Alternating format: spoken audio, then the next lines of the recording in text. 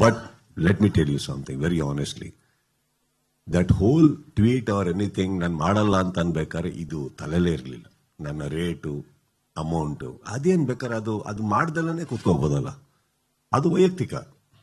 ಮಾಡ್ತೀನಿ ಮಾಡಲ್ಲ ನನಗೆ ಈ ರೇಟ್ ಬೇಕು ಅದನ್ನ ನಾನು ಪಬ್ಲಿಕಲ್ಲಿ ಬಂದು ಮಾತಾಡೋ ವಿಷಯನೇ ಅಲ್ಲ. ಅದು ಆಗತ್ತೆ ಆಗಲ್ಲ ಅಷ್ಟೇ ತಾನೆ. ಆಗಲ್ಲ ಅಂದ್ರೂ ಹಂಗೆ ಎಕ್ಸಿಟ್ ಕೊಡ್ಬೋದು ನಾನು. So it has never to do with the money part. That is last. ಇವತ್ತವರೆಗೂ ನೀವು ಆಕ್ಚುಲಿ ನೋಡೋಕೆ ಸಿನಿಮಾದಲ್ಲೇ ನಾನು ಎಷ್ಟು ಸಂಭಾವನೆ ತೊಗೊಂತೀನಿ ಅಂತ ನಿಮಗೆ ಪಕ್ಕ ಒಂದು ಫಿಗರ್ ಸಿಗಲ್ಲ. Because each cinema is a different mood, different collaboration, different budgets. So ನಾವು ಪ್ರತಿಯೊಂದೂ ಬೇರೆ ರೀತಿಯಲ್ಲಿ ಕೊಲಾಬರೇಟ್ ಆದ್ರೇ ಸಿನಿಮಾಗಳು ಮಾಡೋಕ್ಕಾಗೋದು. ನಂದು ರೇಟೇ ಇಷ್ಟು ಅಂದ್ರೆ ನಾನು ನನ್ನ ಬಗ್ಗೆ ರೇಟೇ ಕಟ್ಕೊಳಲ್ಲ ಸರ್, ಅಷ್ಟು ಚೀಪ್ ಇಲ್ಲ ನಾನು. ಅದನ್ನ ಹಂಗಂತ ಮನಿ ವೈಸ್ ಅಲ್ಲಿ ತೋರಿಸ್ತಾ ಇಲ್ಲ ನಾನು. Each collaboration of different sort. ಈಗ ಯಾವುದೋ ಸಿನಿಮಾ ಬರುತ್ತೆ, ತುಂಬಾ ದೊಡ್ಡ ಬಡ್ಜೆಟ್ ಇರುತ್ತೆ, ನಾನು ಭಾರ ಆಗಕ್ಕಾಗಲ್ಲ. So we have to make sure that we take home money, but we have to collaborate in a different way. ಹಾಗೆ ಇಲ್ಲೂ ಅಷ್ಟೇ, ಇವ್ರದ್ದು ಇರುತ್ತೆ. ಹಾಗಂತ ನಾನು ಯಾವುದೋ ಫಸ್ಟ್ ಇಯರ್ಗಿರೋ ರೇಟಿಗೆ ಇರೋಕ್ಕಾಗತ್ತಾ ಹೇಳಿ?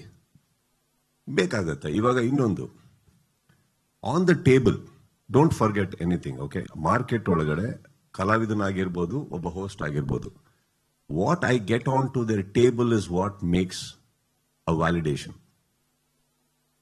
ನನ್ನ ವ್ಯಾಲಿಡೇಷನ್ ಅವರು ನಾನು ಸುದೀಪ್ ಜನ ಹಿಂಗೆ ಎವಿ ಕೊಟ್ಟರು ಅಂತ ತಕ್ಷಣ rate ಕೇಳಕ್ಕಾಗಲ್ಲ.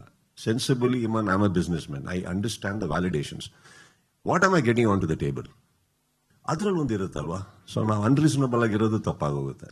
So we have to understand ಅವ್ರದ್ದು, including one season of budget for Bigg Boss ಎಷ್ಟಿದೆ. ಪ್ರತಿಯೊಬ್ಬರು ಕಂಟೆಸ್ಟೆಂಟ್ಸಿಗೂ ದುಡ್ಡು ಕೊಡ್ಬೇಕು, ಅವರು ಪ್ರತಿಯೊಬ್ಬರಿಗೂ ಇರುತ್ತೆ. ಹಾಗಿರ್ಬೇಕಾದ್ರೆ it's a very reasonable thing that we all crack.